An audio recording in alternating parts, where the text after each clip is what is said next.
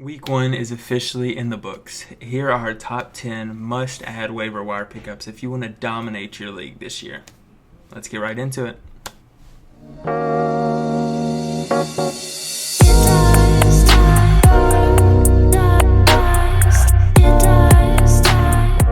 Welcome back, guys. I'm here with Jake again, and what do we got planned for today?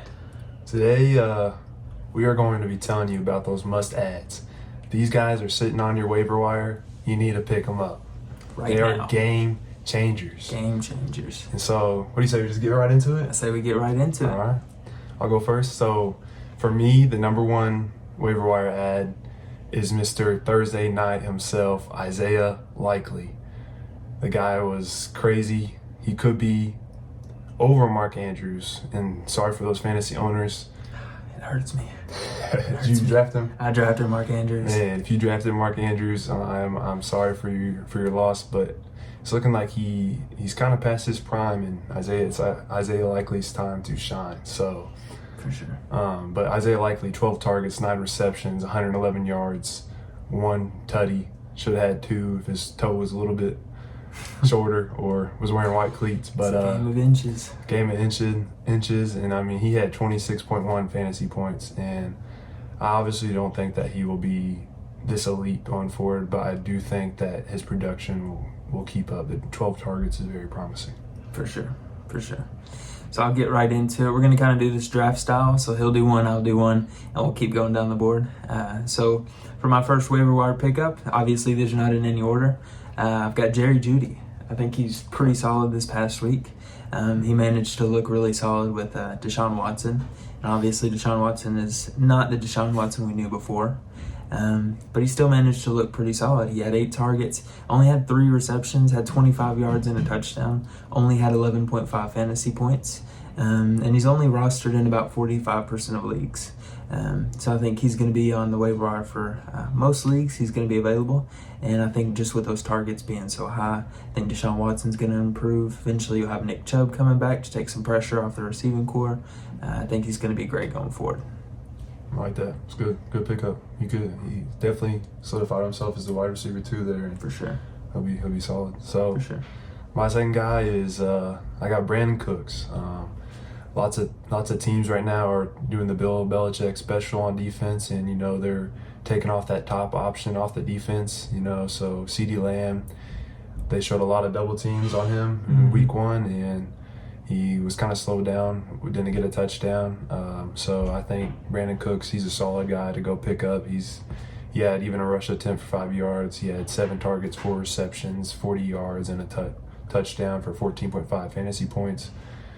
Solid must-win pickup. And he's only rostered in 33% of the leagues right now in Yahoo. So I would go get him if you could. For sure. He looked pretty solid. Yeah. Definitely taking that pressure off of CeeDee Lamb. And if you're a CeeDee Lamb owner, you might like that because Brandon Cooks relieves kind of some of that burden on Lamb. So, yeah, definitely.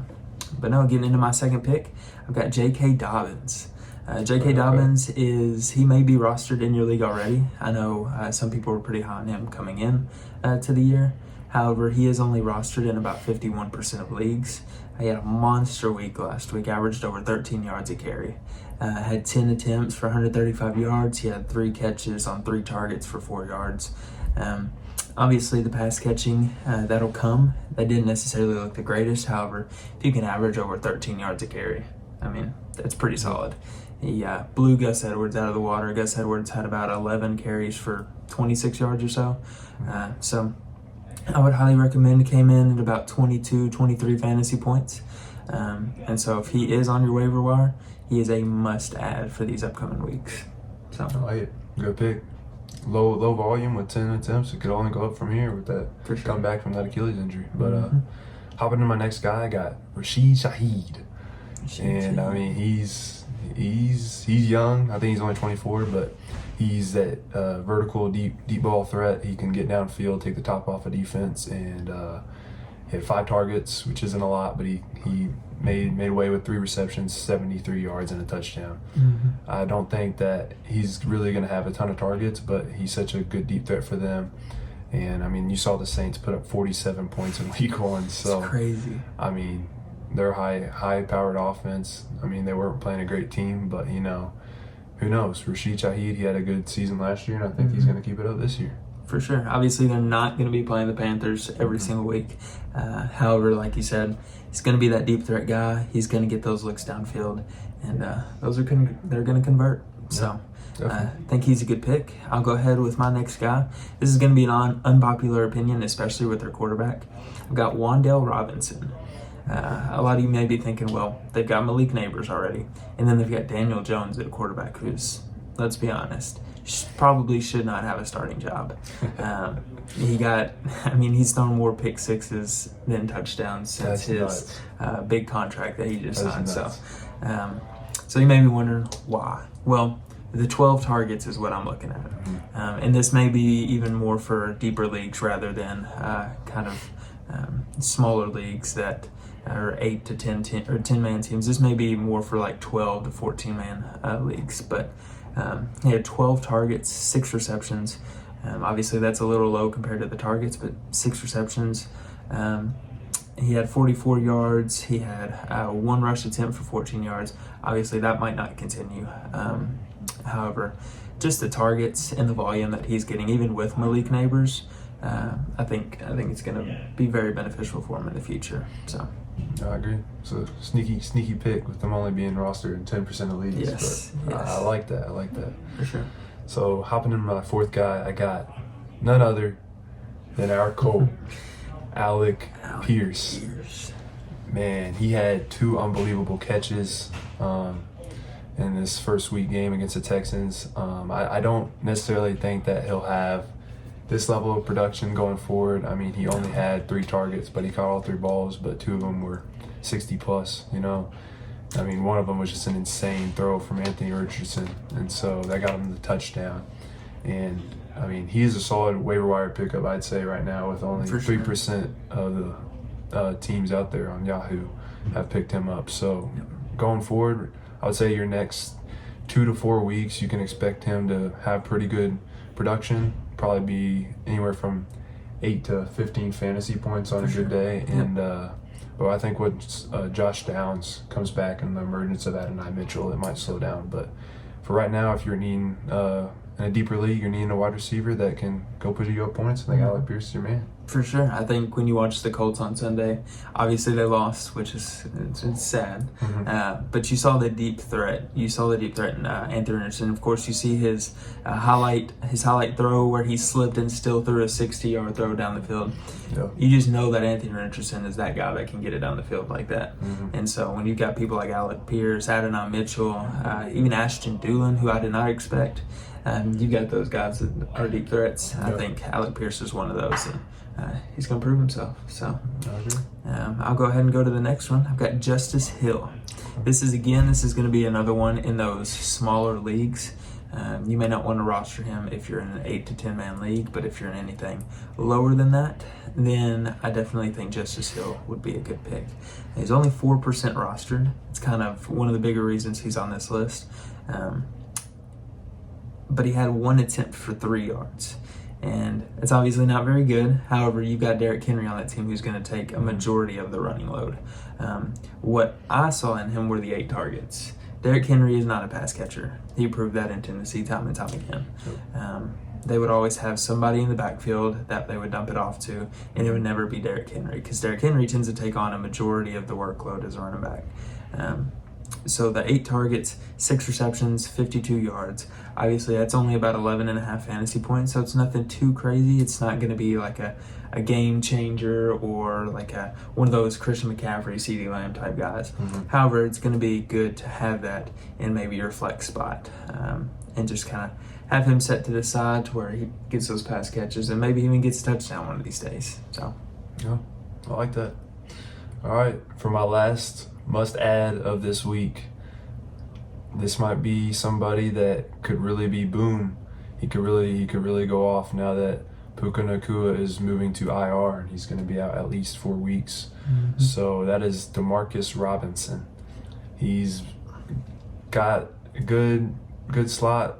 I mean, he can kind of slide in the slot. He's good in the slot. I mean, he kind of can go outside too. He's kind of a jack of all trades, I guess. But He's not anything too special, but with Puka being out and Matthew Stafford throwing the ball, I mean, you might see Cooper Kupp just go and get 25 targets and 20 receptions, but We almost kind of saw that last week. Yeah. So.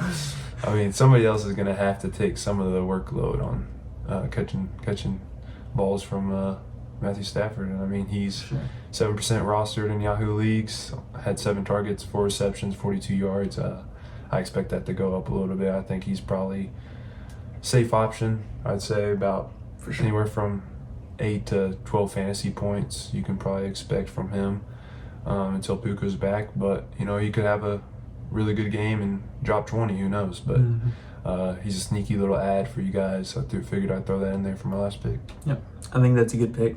I think kind of like you said, Cooper Kupp's going to get his workload. Yep. He got his workload when he had Puka Nacua. Now he doesn't, so he's going to get his, I would say, 15 to 16, 17 targets a game. Every single game. I would almost say at a minimum. However, Matthew Stafford can't throw to Cooper Kupp every single time. Exactly. He's going to have 20 to 30 other attempts that he's going to have to dump off to somebody. And I think Demarcus Robinson's going to be able to step in. I think he's going to be that guy. Obviously, Kyron Williams might take a few, but he's not going to take all 20 to 30. So the ball's got to go somewhere. And so I think Demarcus Robinson, he'll be a pretty good pickup. So getting into my last one, got Alexander Madison. Obviously, he got traded to the Raiders from the Vikings this past season. He's only 5% rostered on fantasy lineups, mostly because he's not the RB1 right now. He's kind of sitting behind as more of a pass catcher rather than a true running back. I think they kind of decided on that based off of his film from last year. He did not prove himself in Minnesota as a running back one. And so they've kind of stuck him kind of in that Justice Hill role of just being a pass catcher. And I think he actually did fairly good with it last week. He had 6 targets, 4 receptions, 43 yards, a touchdown, and then 5 rushing attempts for 19 yards, which the rushing attempts as a running back, you kind of wanted to see those a little bit higher. However, he did average close to 4 yards a carry on those 5 attempts. Therefore, they might start to kind of expand, maybe give him 7, maybe 8, and then maybe at some point he wins that starting role. And we start to see not only those targets come in, but the rush attempts as well. He ended up having 16 fantasy points this past week. Don't know if he'll be able to keep that up consistently. However, I would say he's a pretty consistent 9, 10, 11, 12 points per game player. Yeah, for sure. I agree. Definitely another sneaky ad to end off the 10 most guys. If they're available, you need to go pick them up. Go pick them up right now. I mean, they're all gonna produce. I feel like at least for the short run. We talked about a few guys. You know, you might want to drop after a few weeks from now, but definitely some guys out there if you're looking for. If you lost Puka, like I said, Demarcus Robinson, he's a good pickup because I know he should be out there. And like Grant said, you know, Alexander Madison, ton of potential. Zamir White, we don't necessarily know if he's going to have that starting role. So, yeah.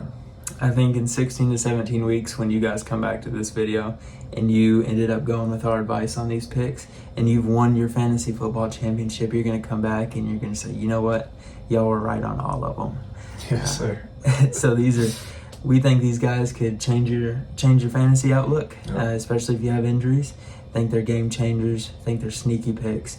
I think you should be on the lookout for them. So I think that's all we got. Yeah, sounds good. Sounds good. See y'all later. See ya.